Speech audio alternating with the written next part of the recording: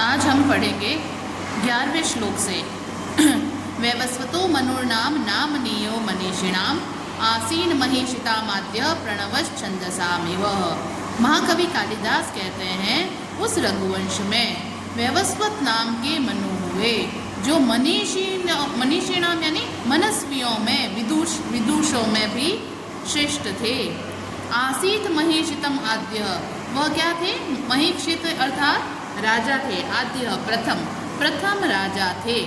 जैसे प्रणव छंदसामिव, जैसे छंदस अर्थात वेदों में प्रणव ओंकार होता है, उसी प्रकार उस रघुवंश में प्रथम राजा वैवस्वत नाम के मनु हुए। अब आपका 12वां श्लोक। तदन्वये शुद्धिमती प्रसूत शुद्धिमत्तर दिलीप इति राजेंदु इंदु शीरनिधो इव। तत् अन्वये, उन्हीं के वंश में, किसके वंश में? वो जो वैवस्वत नाम के जो मनु हुए उनके वंश में अत्यंत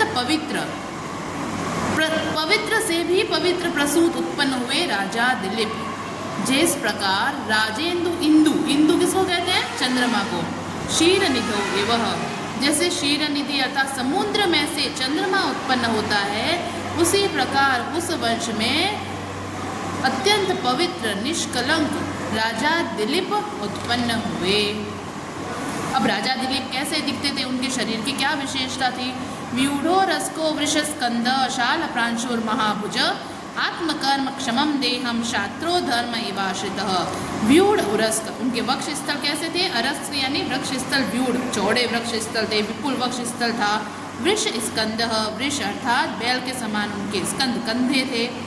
शाल के समान प्रांशुभुज, शाल के वृक्ष के समान लंबी लंबी उनकी भुजाएं थी। आत्मकर्म क्षमम, अपने कर्म करने में, अपने क्षत्रिय कर्म करने में अनुकूल शरीर को धारण करते हुए वह ऐसे लगते थे जैसे क्षात्र अर्थात क्षत्रिय धर्म ने ही किसी शरीर को धारण कर लिया हो। इस प्रकार राजा दिलीप की शरीर की विशेषता का वर्णन किया गया है। 14वां श्लोक देखो। अब वो उनका सामर्थ्य कैसा था? राजा दिलीप कैसे, किस सामर्थ्य से युक्त थे?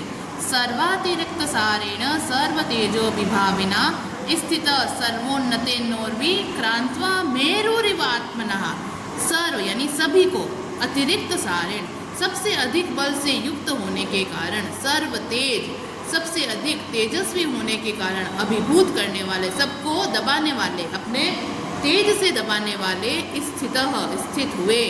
सर्वोन्नत ऊर्वी, जैसे ऊर्वी अर्थात पृथ्वी पर ऊंचा, क्रांतवा घेर कर मेरु सुमेरु पर्वत स्थित होता है, उसी प्रकार पूरे पृथ्वी को घेर कर स्थित हुए, अर्थात पूरे पृथ्वी पर उनका शासन था।